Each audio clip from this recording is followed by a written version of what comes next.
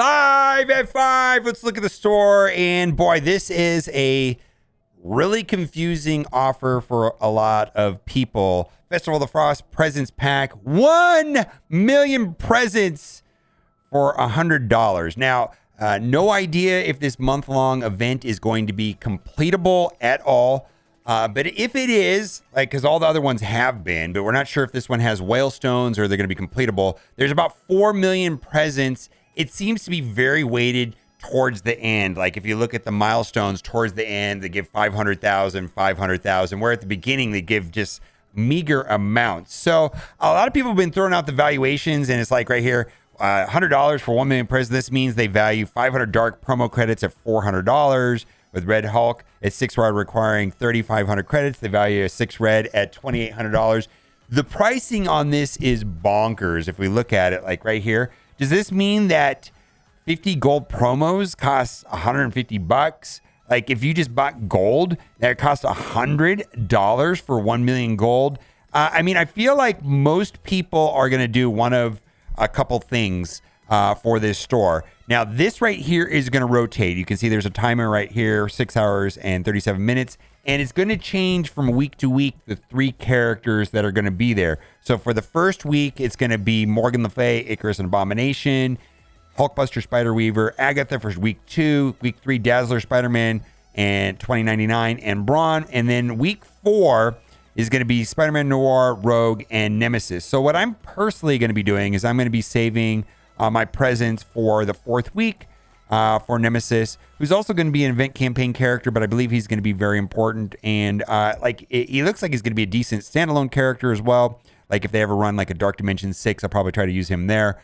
But of course, with the other news that we're going to talk about here in a minute with 3.5, where it looks like we're going to be pushed into doing Doom 3.5 at some point, and I'm guessing that's going to be very hard. So the other thing that's worth mentioning is not only are there character shards that are good, but when it comes to, and we talked about this yesterday, when it comes to Archangel, he uses the fortified chromium, which is the same unique piece that Zombie Iron Man used. And they have not announced any possible way of getting more of those. They did give us some purple ones, so we have enough purple ones for free, but we're going to need 61 of the orange ones to go up to gear tier 15. And then like for me, I did not take my Zombie Iron Man above gear tier 15, so I still have 18 of the teal ones. So they are for sale in this store.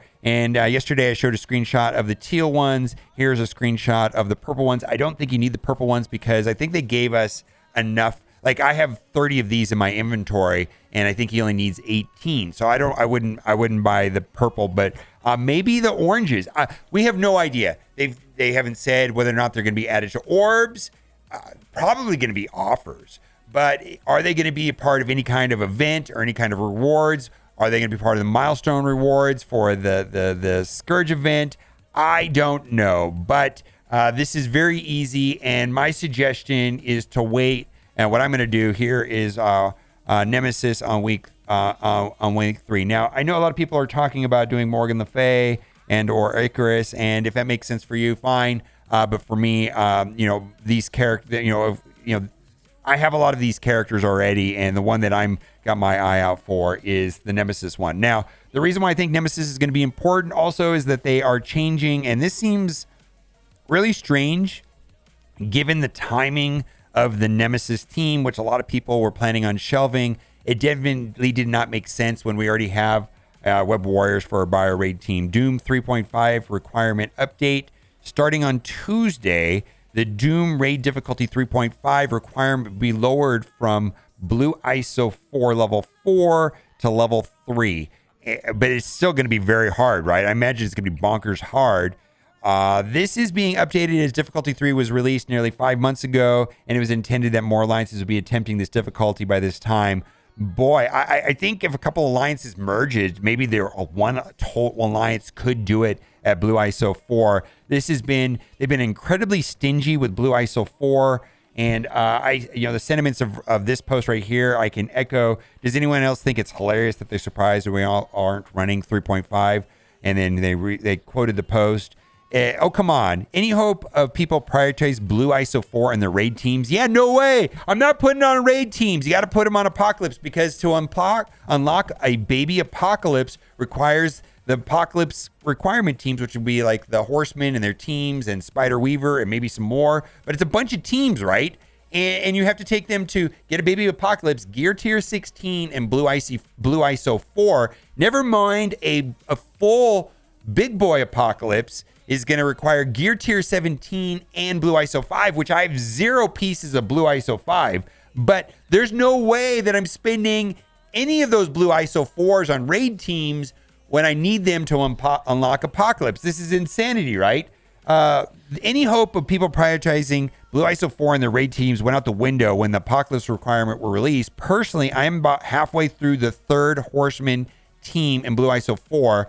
I've done my entire the first 3 Horseman teams. I've done them, and I'm starting on the 4 Horseman team. So maybe that's like 3 full teams. This person here is about 2.5 teams. I can't even imagine taking the time to Blue ISO 4 Spider-Punk, which would have felt especially bad now that we have the Rebirth is taking their place. And I got to say, I feel bad for anybody that did spend the money to Blue ISO 4, let's say Axemen or Web Warriors, where probably those 2 teams are going to be completely replaced and be used by Death Seed and Rebirth. And I feel like that this is all about Rebirth.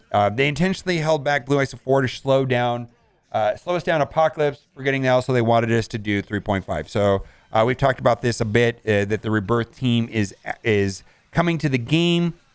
A lot of people are like, what do we need to buy the raid team here? We've already got Web Warriors. We will see. I feel like that team was kind of out of place, and now it all makes sense, right? All right, let's move on. Herald of Death milestone timing. So this is going to be an interesting thing where people can get extra points on this particular event, specifically if you're in Zone 4. Hope this is correct. Just something to be aware of in next week's Alliance War part of the Herald of Death milestone.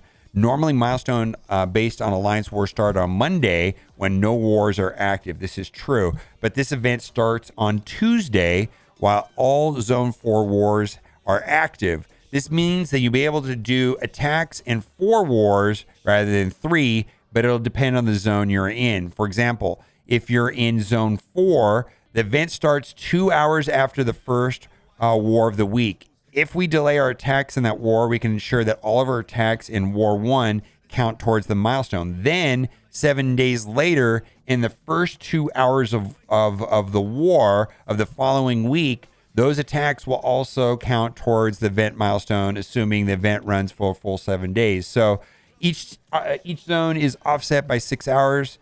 A 2-hour delay in week 1 and 2. Attack window in week 2 would be 20 hours. So like we're in Zone 1. If we stall our war by 20 hours, then we can get credit for it. I doubt we're going to do that. And this looks like more of a strategy for people in Zone 4, some of the later zones. If you do your attacks evenly over the 24 hours of the war, then it should make no difference. But if you know this in advance, you may be able to take advantage and get a few more attacks during the event. At least use your War Dogs for attack when the event is active. That's right. War Dogs get a lot of extra points, specifically based on their gear tier. I think you get the most points if they're at least gear tier 15 over 4 weeks of then War 1, beginning of week 2 of War 2. Anyways, kind of annoying. I think the right thing for Scopely to have done is start the event on a Monday rather than on a Tuesday. Also, no official word on this, but it's been confirmed several days in a row, is that the login calendar now is coming in at server reset time, which is 4 o'clock Pacific time, as opposed to when your account reset. So calendars always came in on account reset, which usually happens in the middle of the night on your local time zone. Now it's happening at 4 o'clock Pacific time. Dark Beast Blitz event and Orb not bad. And I talked about this the other day, but I wanted to restate this because a lot of people feel this way. Kind of like this Blitz event. If you're just going for the monthly event item, you can get away with like 4 or 5 rotations. And that's me. I want to do minimal amount of blitzing and just get the Coal Eyes, which is for the month-long event.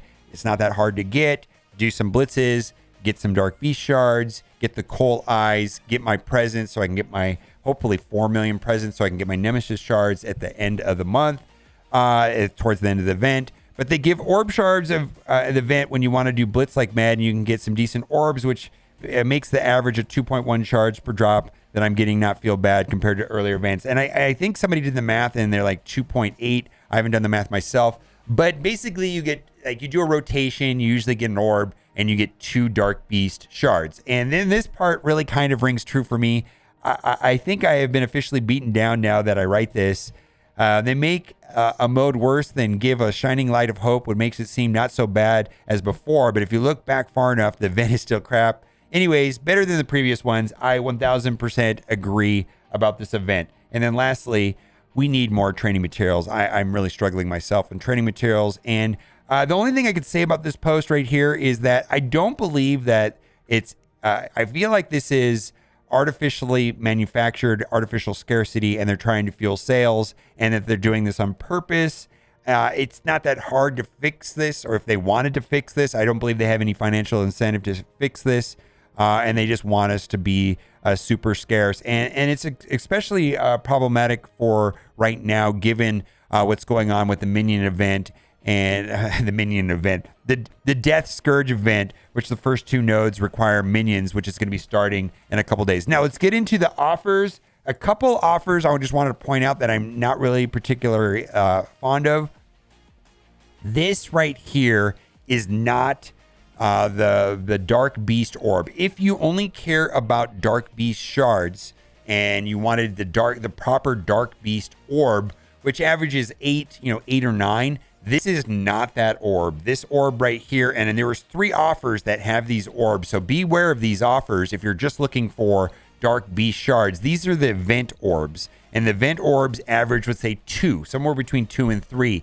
And so it is also true that by purchasing this offer, these orbs will go towards the milestones, but I don't personally think that is an incredible value. So just keep that in mind if you're looking at these offers. I believe there's 3 of them in the store today, and they are not the proper beast orb that averages 8 or 9 shards. They are the orbs that average about 2.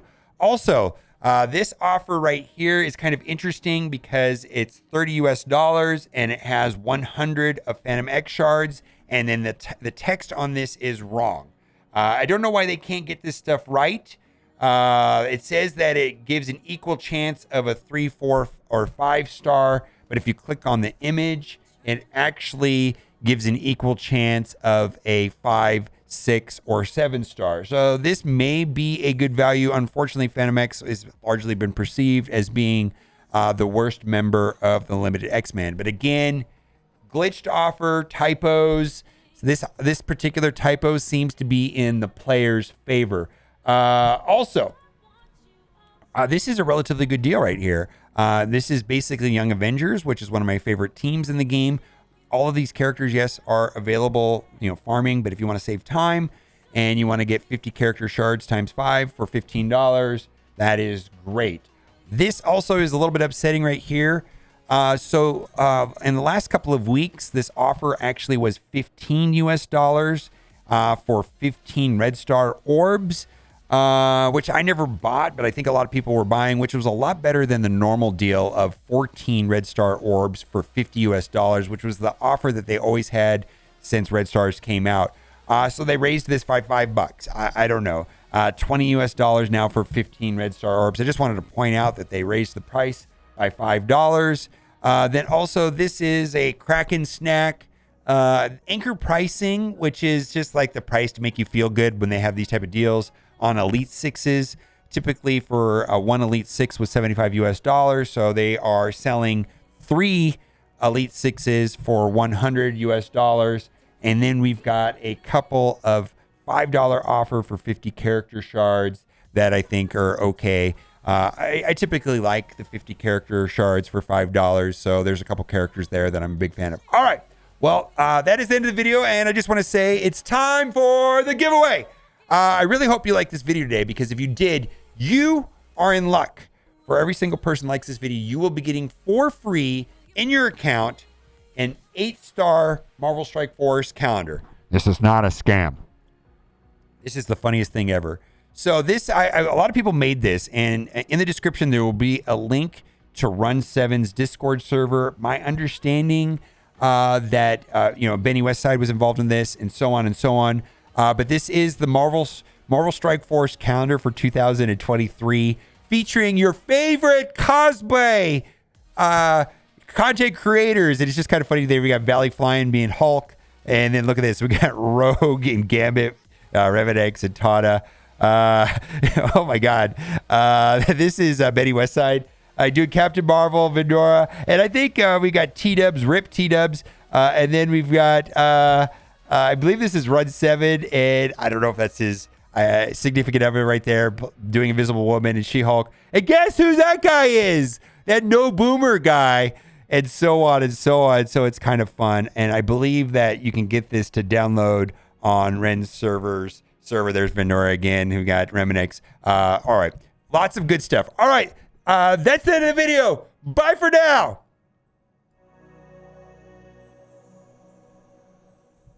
Where was the Silver Surfer?